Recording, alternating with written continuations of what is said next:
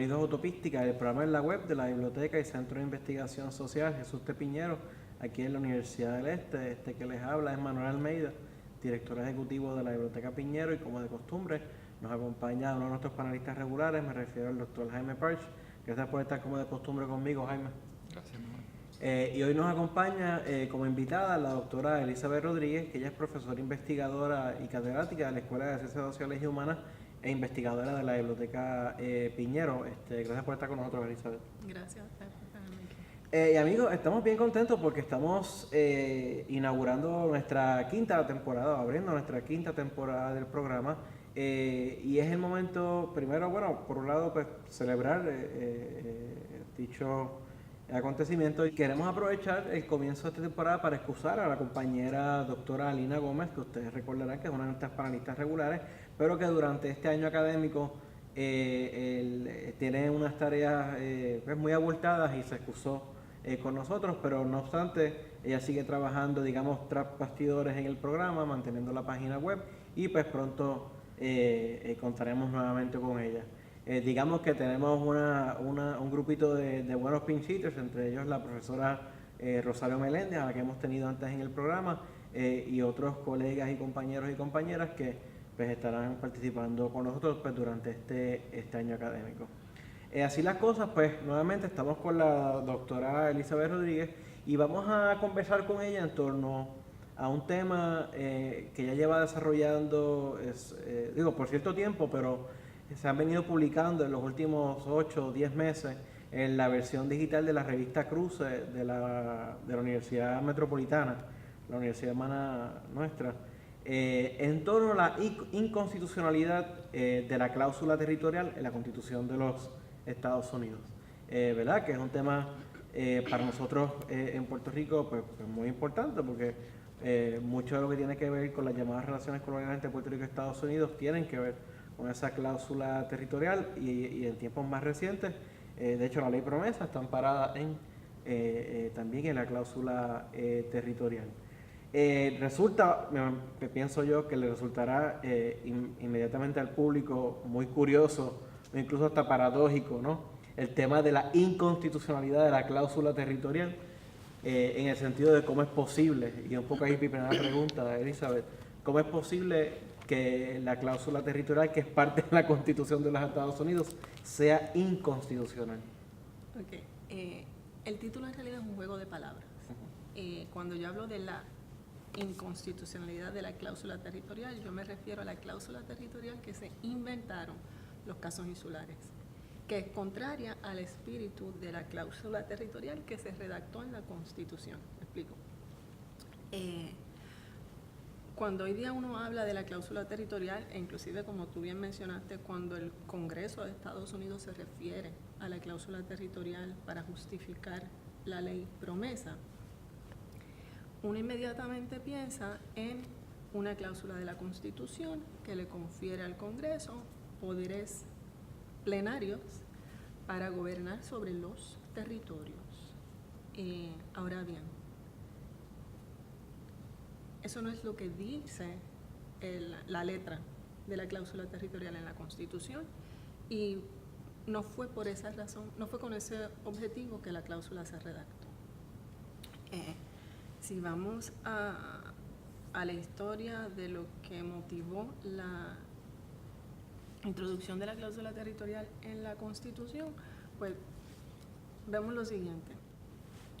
Desde la Guerra de Independencia inclusive, habían disputas entre los estados por territorios, entiéndase, terrenos, partes de tierra, que ellos entendían que una vez la independencia se lograra, me pertenecían a mí o me pertenecían a mí. Y habían otros que decían, no, esas partes de tierra se deben destinar al bien común.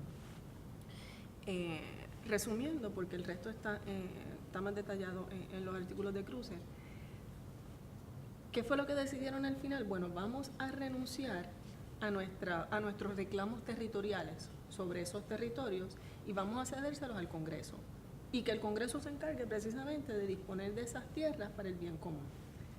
Y se incorpora entonces en la Constitución, de hecho, en la sección que tiene que ver con la incorporación de nuevos estados a la Unión, una cláusula que dice que el Congreso va a tener facultad para gobernar para adoptar todas las reglas y reglamentos necesarios y para disponer de el territorio, the territory, en singular, ¿ok?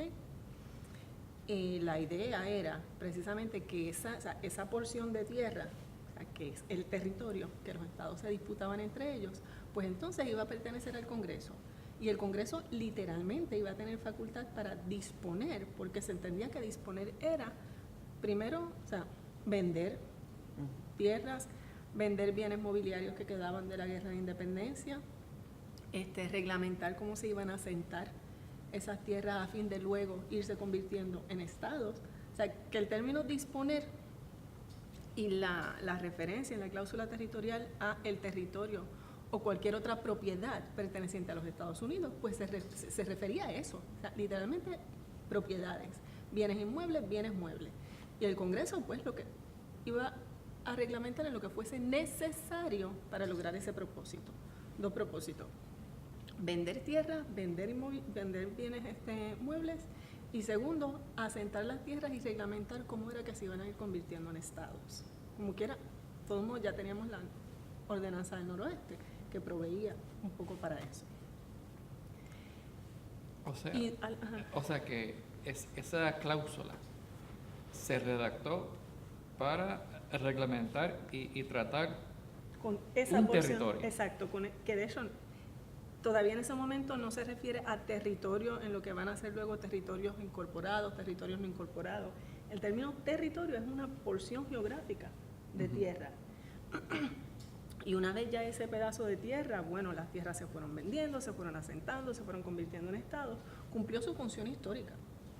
Y de hecho, a mediados del siglo XIX, en el nefasto caso Dred Scott, el Tribunal Supremo de Estados Unidos va a confirmar esa interpretación sobre el espíritu de la cláusula territorial.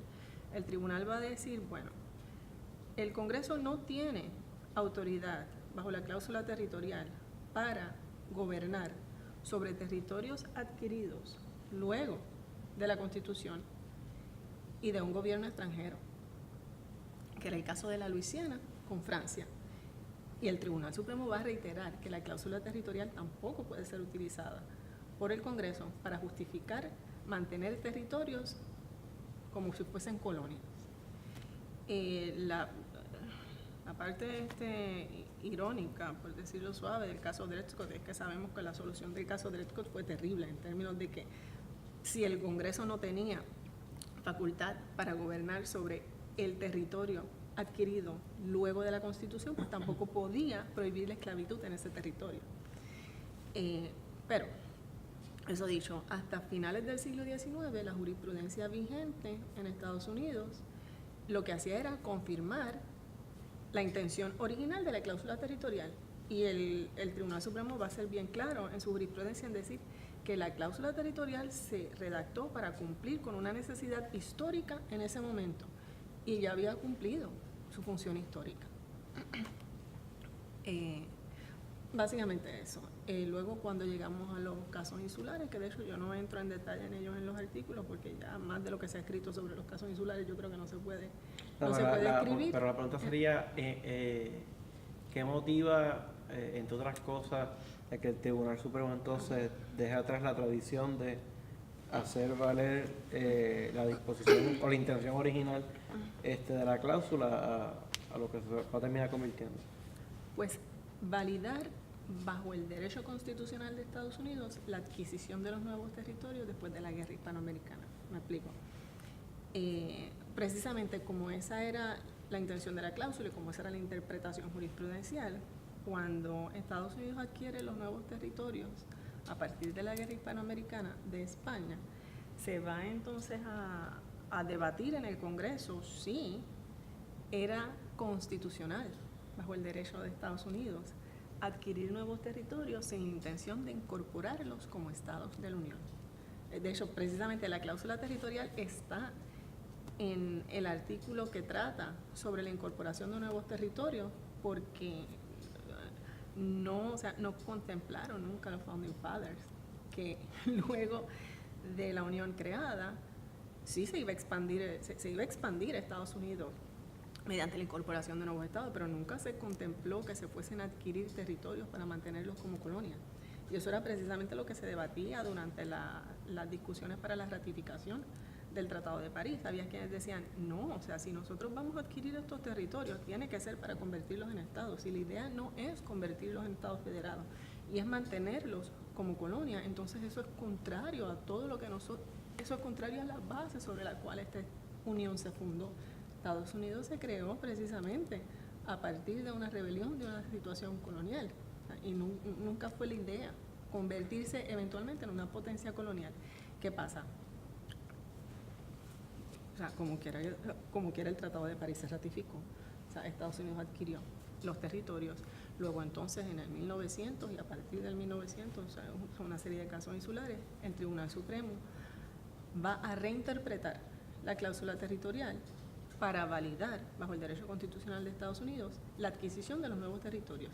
Y ahí es donde el Tribunal Supremo va a decir, no, pero la cláusula territorial le confiere al Congreso autoridad y poderes plenarios sobre los territorios. Donde era singular, la Corte va a interpretar el plural. Y esa es la nueva interpretación que tenemos hoy día, que ha subsistido un siglo. Y una pregunta, o sea, y lo que has dicho hasta el momento tal vez contesta la primera parte de la pregunta que te quiero hacer, y es que tú planteas en los artículos, en parte ya has ido explicando por qué, que si bien el Tratado de París fue contrario a la Constitución de los Estados Unidos, que no obstante estaba en sintonía con el derecho internacional. Entonces, pues eso un poco choca, y pienso en todos aquellos grupos, por ejemplo, que reclaman, digamos, la nulidad del tratado basado en que era contrario al derecho internacional. Sí, de hecho, esa era la tesis de Hostos, esa fue la tesis de Albizu, esas son todavía las tesis de algunos académicos contemporáneos. Irónicamente, o sea, no, a finales y déjame dividir esto en dos partes. Están los que argumentan que la cesión era nula, aunque no es correcto, porque violaba el derecho internacional, y están aquellos que argumentan que era nula porque violaba los términos de la Carta Autonómica. Déjame empezar con el primero. Hasta principios del siglo XX, inclusive prácticamente hasta el momento en que se crean las Naciones Unidas, el derecho internacional hacía una distinción bien clara, hasta final del siglo XIX y principios del XX era bien clara entre lo que eran las naciones civilizadas y los llamados pueblos salvajes. Las naciones civilizadas tenían el derecho de conquistar los llamados pueblos salvajes y de convertirlos en colonia. Y las naciones civilizadas que poseían colonias tenían el derecho de hacer lo que quisieran con sus colonias porque eran parte de su territorio. Lo que no podía hacer un Estado soberano era invadir otro Estado soberano o invadir alguna de sus colonias, porque al invadir una de sus colonias estaba violando la integridad territorial de ese Estado. Así que en ese sentido, o sea, cuando Estados Unidos conquista a Puerto Rico, estaba violando la integridad territorial de España, estaba violando el derecho internacional en ese sentido. Pero una vez la cesión se regulariza en el Tratado de París, España tenía todo el derecho, bajo el derecho internacional, de disponer de sus colonias, de cederlas, de hacer con ellas lo que quisiera. Así que por ese lado, o sea, no, tristemente, pues no, la cesión fue válida conforme al derecho internacional, independientemente de otras doctrinas que argumentaban que en función del derecho natural había que consultarle a las poblaciones de las colonias concernidas. No, el derecho internacional no había evolucionado hasta ese punto todavía. Luego, cuando tú tienes los que argumentan que la cesión es nula, sí, es el término que ellos usan ellos, porque violaba los términos de la Carta Autonómica. Bueno, aquí yo lo que puso son dos argumentos. Primero, la Carta Autonómica, contrario a lo que muchos piensan, acercaba a Puerto Rico mucho más a la incorporación con España que a una independencia. Primero que nada, la Carta Autonómica se refería a Puerto Rico como las colonias, Puerto Rico y igual. Y segundo, le reconoció una representación en las Cortes Españolas. Entonces, en ese sentido, o sea, con la Carta Autonómica, Puerto Rico se acercó más a una incorporación con España que a, que a lo que argumentan ellos que es una independencia. Segundo, el argumento de que, bueno, pero la Carta Autonómica decía que cualquier modificación de ese estatus tenía que darse con la autorización de las Cortes Españolas. Cierto es. O sea, en ese sentido, pues yo creo que el argumento es correcto. La cesión se dio contrario a lo que la Carta Autonómica proponía en caso de que hubiese una modificación de estatus. Pero ya a finales del siglo XIX hay un principio de derecho internacional que es uno de los principios básicos, que es la jerarquía de normas entre el derecho internacional y los derechos domésticos. Y ya para ese momento ese principio se había consolidado. El derecho internacional va por encima del derecho de España. Y si España hace algo que es contrario a sus normas internas, pero conforme al derecho internacional, yo no puedo invocar eso para decir que X o Y acción es nula bajo el derecho internacional. Así que sí puede ser que se dio de contrariedad con lo que la Carta Autonómica disponía en una situación como esa, pero se dio de conformidad con el derecho internacional. Así que la contrariedad con el derecho español no implica una nulidad bajo el derecho internacional del tratado en ese momento. Pues entonces, si entiendo bien, en el siglo XX, ya con los casos insulares. Perdona que te interrumpa. Eso dicho, yo no estoy diciendo que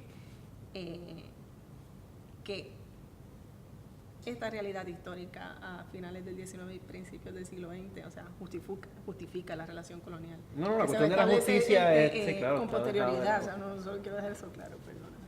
No, que estaba diciendo que en el siglo XX ya el Tribunal Supremo de Estados Unidos le hace otra interpretación a la cláusula territorial y que básicamente pues sirve para justificar ya la adquisición de estos territorios, ¿no? De Puerto Rico, de Guam, etcétera, ¿no?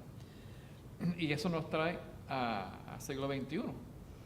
Que en el texto de la ley promesa hace mención específica de la cláusula territorial para justificar la ley promesa. A ver, ¿cómo vamos de los casos insulares a la ley promesa? Ok. Volviendo al título, en el que yo me refiero a la inconstitucionalidad de la cláusula territorial que se inventaron los casos insulares con respecto a la cláusula original, el Congreso se ampara en la nueva interpretación para justificar sus poderes plenarios sobre Puerto Rico para adoptar la ley promesa. Yo te puedo resumir diciendo, o sea, que la ley promesa es contraria al derecho internacional y la cláusula territorial es contraria al derecho internacional. Pero si quiero explicarlo un poco, vamos a volver a principios del siglo XX. Irónicamente, en ese momento, la cesión de Puerto Rico se dio conforme al derecho internacional y en contrariedad con el derecho estadounidense. Una vez los casos insulares reinterpretan la cláusula territorial y regularizan la cesión de Puerto Rico o la adquisición de Puerto Rico, a lo largo del siglo XX la relación se va a invertir. El derecho internacional va a evolucionar en favor de los pueblos coloniales y la interpretación de la cláusula territorial se va a quedar estancada, al punto de que hoy día entonces la relación es contraria al derecho internacional, pero supuestamente conforme al derecho de Estados Unidos.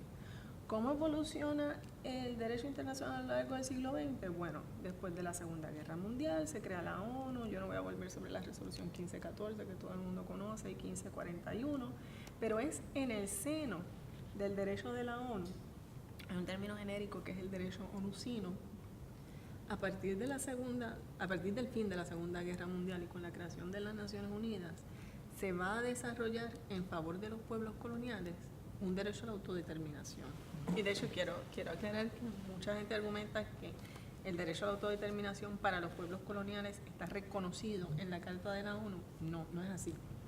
El capítulo 11 de la Carta de la ONU crea un régimen para los territorios no autónomos que, lejos de reconocer el derecho a una independencia, a una autodeterminación de esos territorios, usa un lenguaje que prácticamente justifica la relación colonial que existía en ese momento, porque son pueblos que todavía no están aptos para autogobernarse.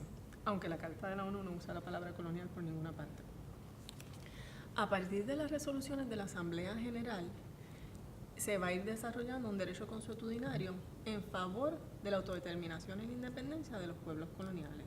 Y ahí llegamos a la famosa resolución 1514, en combinación con la 1541. La resolución 1514 reconoce el derecho de autodeterminación a la independencia de los pueblos, de todos los pueblos, incluyendo los coloniales, y la resolución 1541 la complementa proponiendo, entre otras cosas, cuáles son las modalidades de alcanzar el autogobierno. Y no es solamente la independencia, aunque la 1541 usa el término independencia en su título. La resolución 1541 complementa la primera, proponiendo modalidades para alcanzar la autodeterminación, que pueden ser 3: la independencia, la incorporación con un Estado soberano, que en el caso de Puerto Rico sería la estadidad, que es una modalidad de autodeterminación, y lo que llamamos nosotros y reconocemos con una república asociada, resumiéndolo, las resoluciones más densas. El contenido de esas resoluciones, a lo largo de más de medio siglo, va a ser reiterado, reconfirmado en cientos de resoluciones que reiteran los mismos principios, los expanden, hacen modificaciones, y es a partir de esa repetición y del reconocimiento por parte de los estados de que esa debe ser la norma que se va a ir desarrollando un derecho consuetudinario. Cuando la gente se refiere a la resolución 1514, las resoluciones de la Asamblea General de por sí no tienen fuerza jurídica obligatoria. Lo que hace que algunas resoluciones se citen como fuente normativa es porque contienen principios que se han convertido en derecho consuetudinario. Y bueno, y luego la Corte Internacional de Justicia, que va a reiterar la validez normativa a través del derecho consuetudinario de los principios en la resolución 1514. Eso para resumir que el derecho internacional ha evolucionado a lo largo del siglo XX. Tenemos también los pactos internacionales en materia de derechos humanos. En el caso de Estados Unidos particular, Estados Unidos ratificó el Pacto Internacional sobre Derechos Civiles y Políticos, que reconoce en el artículo 1 el derecho de todos los pueblos a la autodeterminación y a escoger su propio gobierno.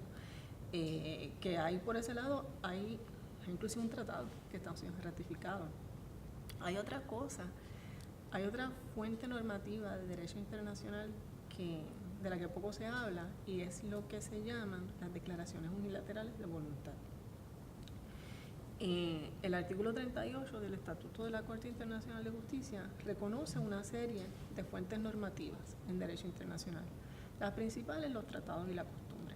No hace mención a lo que son declaraciones unilaterales, pero la jurisprudencia de la Corte Internacional de Justicia ha reconocido que una declaración unilateral de voluntad tiene un efecto vinculante en derecho internacional. Entiéndase. Si yo digo, que es el caso de hecho de los tratados, de los ensayos nucleares, eso fue un lapsus lingüe. Si yo digo que yo voy a dejar de hacer ensayos nucleares y lo hago público y lo digo ante el mundo, y quien lo dijo es un oficial del Estado autorizado a decirlo, eso me obliga.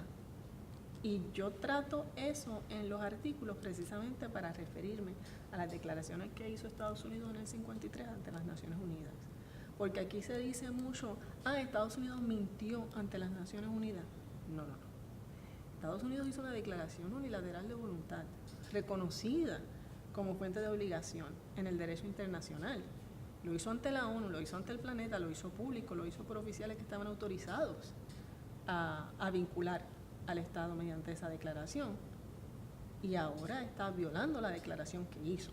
O sea, no es lo mismo decir, mintió, ¿y qué importa? ¿Puede mentir? No, la declaración unilateral de voluntad tiene un estatus como fuente de obligación en el derecho internacional. Y quiero aclarar también porque uno de los argumentos de las autoridades federales, sobre todo el Poder Ejecutivo, es que eso fue otro Congreso, eso fue otro gobierno. Otro de los principios básicos del derecho internacional es la continuidad del Estado. Claro. El hecho de que haya un cambio de gobierno, sobre todo después de elecciones democráticas, no justifica que la administración nueva no quiera cumplir con las obligaciones que adquirió, en la que se implicó en la administración anterior. Que tendría que volver a tratar el asunto y hacer un nuevo pronunciamiento. Exacto. Tú siempre puedes retirarte de un tratado internacional, pero tienes que pasar por el proceso de retirarte del tratado. En este caso no se trata de un tratado. Y sería también hasta difícil venir a hacer otro pronunciamiento cuando tú estás haciendo un pronunciamiento que es contrario al derecho internacional positivo hoy día.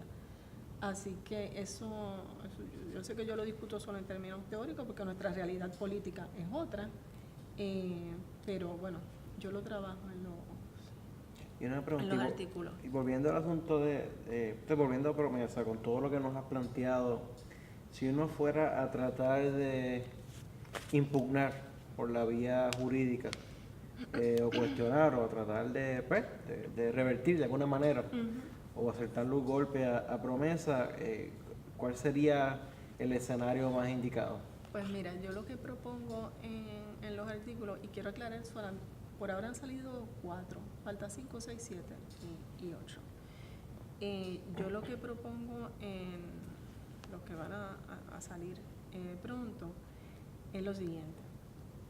Si bien el estatus, la relación colonial de Puerto Rico es contraria al derecho internacional, yo no creo que es en los foros internacionales en los que realmente el estatus de Puerto Rico se puede resolver. Yo creo que una mejor estrategia sería traer el derecho internacional a los tribunales federales. Y me explico. Los tribunales federales, desde las Cortes Inferiores hasta el Tribunal Supremo, siempre han aplicado el derecho internacional. De eso no se habla mucho, pero siempre han aplicado el derecho internacional. De hecho, la cláusula de supremacía de la Constitución de Estados Unidos, en el artículo 6, reconoce los tratados internacionales como parte del ordenamiento jurídico de Estados Unidos. No habla del derecho consuetudinario. Sin embargo, desde su creación, la Corte Suprema ha aplicado el derecho consuetudinario, ha aplicado los tratados, los ha aplicado para escrutar leyes estatales, para escrutar leyes federales, para escrutar acciones del Ejecutivo, más recientemente inclusive para escrutar acciones del poder militar, para resolver asuntos entre personas privadas. O sea, no es nuevo, no es nada nuevo que el Tribunal Supremo o que las Cortes Inferiores apliquen el derecho internacional en casos que se dan en los tribunales domésticos.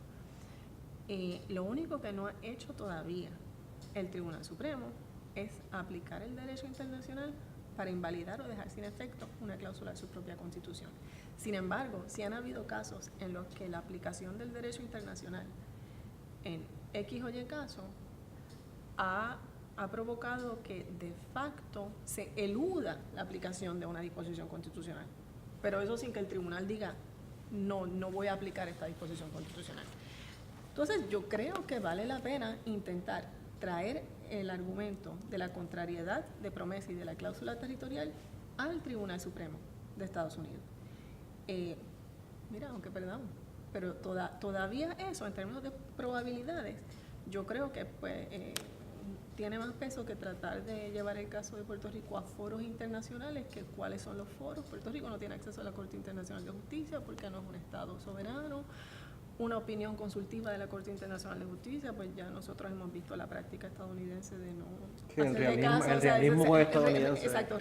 En términos prácticos y reales, es bien poco probable que ninguna de las ramas del gobierno en Estados Unidos le quiera hacer caso a lo que dice o la Corte Internacional de Justicia o la Asamblea General o la Asociación de Estados Americanos o cualquier otro foro internacional. Ahora, ¿qué estrategia yo propongo para llevar el derecho internacional a los tribunales federales? Y a riesgo de sonar contradictorio, porque yo sé que sobre el caso Sánchez Valle se ha escrito todo lo contrario a lo que yo voy a decir, yo propongo usar la jurisprudencia más reciente, que es el caso Sánchez Valle, para pedirle al tribunal que revoque los casos insulares y, bueno, impugnar promesa es la intención. Entiendo que nos está diciendo que en el derecho internacional, por lo menos, una ley como promesa, pues es por lo menos dudosa en cuanto a su validez. Pero si volvemos al foro de Estados Unidos, ¿no? Entiendo que, pues, empezando con las interpretaciones del siglo XX del Tribunal Supremo y llegando al famoso caso Sánchez Valle, pues siguen produciéndose elementos para justificar algo como promesa, ¿no? ¿Cómo aporta Sánchez Valle a justificar promesa? Porque entiendo que tú cuestionas la validez de esa interpretación. Sí, mira, lo interesante con Sánchez Valle es que yo pienso que la opinión en Sánchez Valle del Tribunal Supremo ha sido la opinión más mal interpretada en lo que tiene que ver con jurisprudencia relacionada con Puerto Rico. En Sánchez Valle, el Tribunal Supremo de Puerto Rico emitió una opinión y una sentencia, y el Tribunal Supremo Federal confirmó la sentencia, pero en su opinión dijo todo lo contrario a lo que había dicho el Tribunal Supremo de Puerto Rico. Y yo creo que de ahí viene la confusión. La mayoría de la gente pensó, bueno, si confirmó la sentencia del Tribunal Supremo de Puerto Rico, pues quiere decir que está de acuerdo con todo. Y no es así. Y paréntesis, la opinión del Tribunal Supremo de Puerto Rico en el caso Sánchez Valle contiene los argumentos más colonialistas que yo he leído en toda mi vida. En el caso Sánchez Valle, que era un caso penal, el Tribunal Supremo de Puerto Rico se tiene que dar a la tarea de determinar si hubo violación de la prohibición de doble exposición al seguir procesando a los acusados en los tribunales locales cuando ya habían sido sentenciados en los tribunales federales. ¿Qué sucede? En el derecho penal, estrictamente, la doctrina de la soberanía dual, que es el término que se usa, lo que implica es que ambas autoridades, las estatales y las federales, tienen autoridad propia para encausar penalmente. Y en el caso de los estados federados se entiende que tienen autoridad propia para encausar penalmente porque nunca la delegaron cuando se formó la unión bajo la Constitución. Claro, también esa doctrina es bien debatible porque luego de los primeros 3 estados tú tuviste muchos otros estados que integraron la unión, pero la doctrina sigue siendo la misma.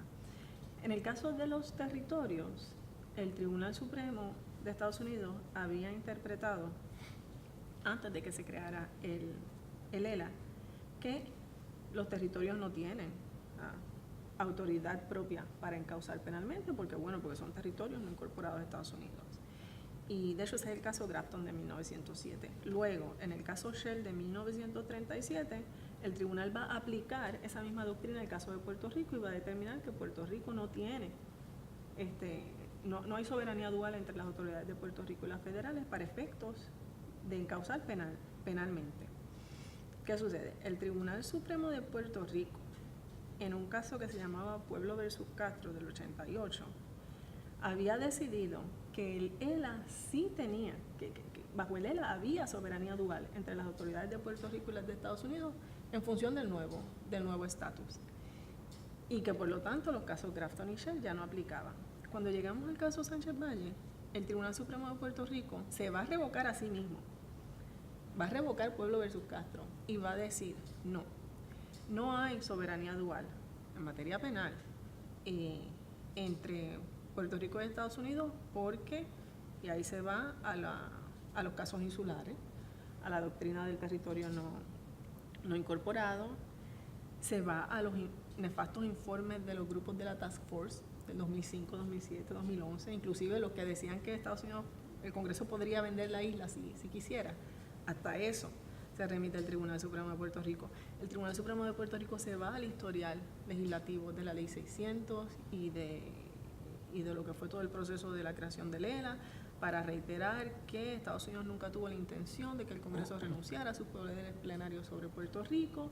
O sea, todos los argumentos coloniales los esbozó el Tribunal Supremo de Puerto Rico para decir que, por lo tanto, tenía que revocar Pueblo versus Castro porque Puerto Rico no tenía soberanía en materia penal para encausar penalmente. Cuando el caso llega al Tribunal Supremo Federal, el tribunal va a confirmar la sentencia del tribunal local, pero por razones totalmente distintas. Por ejemplo, Y bien interesante, el Tribunal Supremo de Estados Unidos empieza su opinión, empieza en el primer párrafo, aclarando cuál es la diferencia entre la doctrina de la soberanía dual en materia penal y lo que es soberanía en su definición clásica. Y dice, aquí no se trata de una cuestión de soberanía, según la definición regular del término, que implica la autoridad que tiene una entidad política para autogobernarse. Aquí sencillamente estamos hablando de soberanía dual en materia penal, que quiere decir esto otro. Y a lo largo de toda su opinión, el tribunal reitera una y otra vez cuando tiene la oportunidad que no estamos hablando de soberanía en el sentido político. Inclusive dice, si se tratara de hablar de soberanía en el sentido original del término, el ELA la tendría. El tribunal va a hacer algo bien interesante. Fíjate que el Tribunal Supremo de Puerto Rico llegó a la decisión que llegó aplicando los precedentes Shelley-Grafton. El Tribunal Supremo de Estados Unidos va a decir, Shelley-Grafton, nosotros no los consideramos vinculantes aquí. ¿Por qué?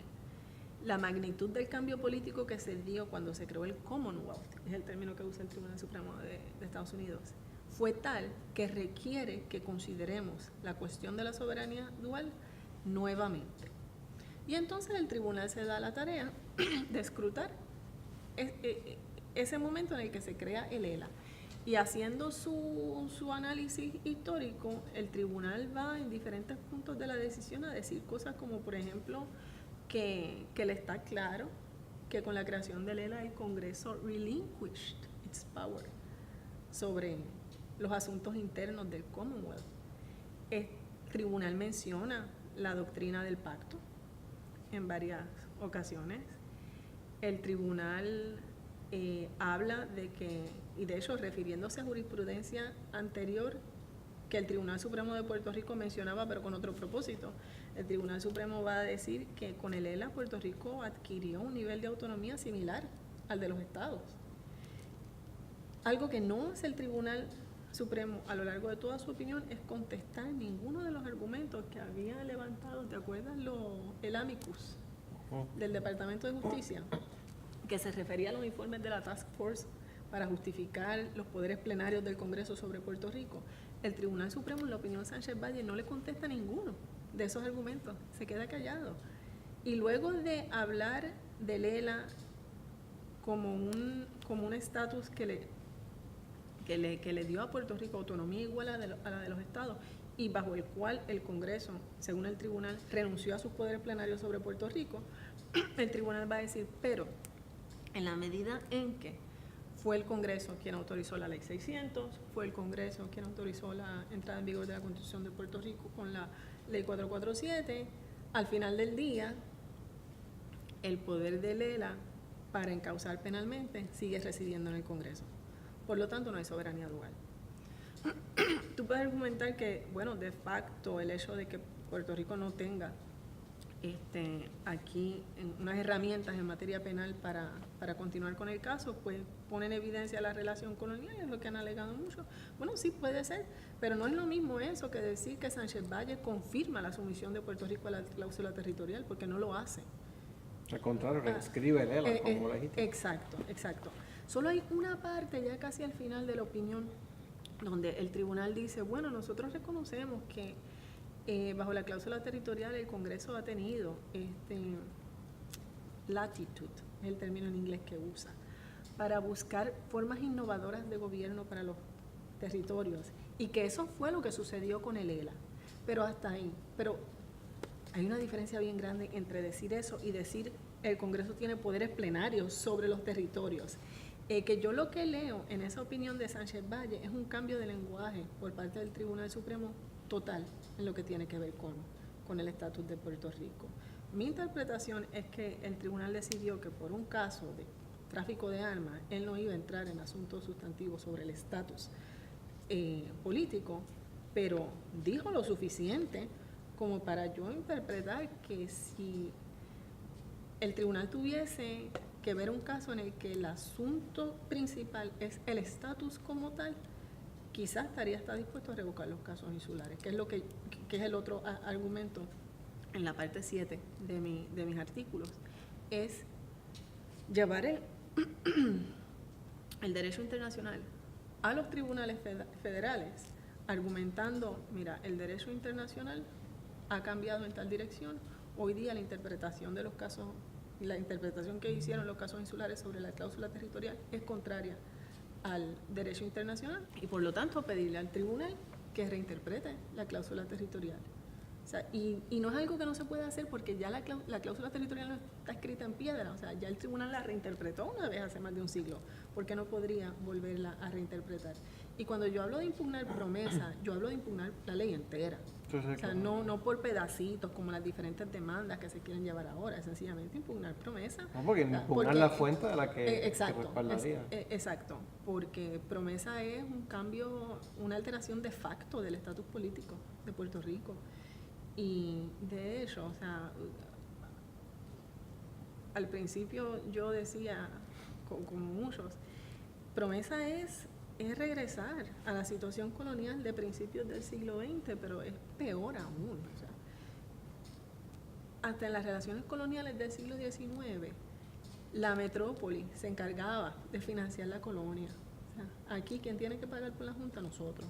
O sea, es un nuevo panorama colonial todavía.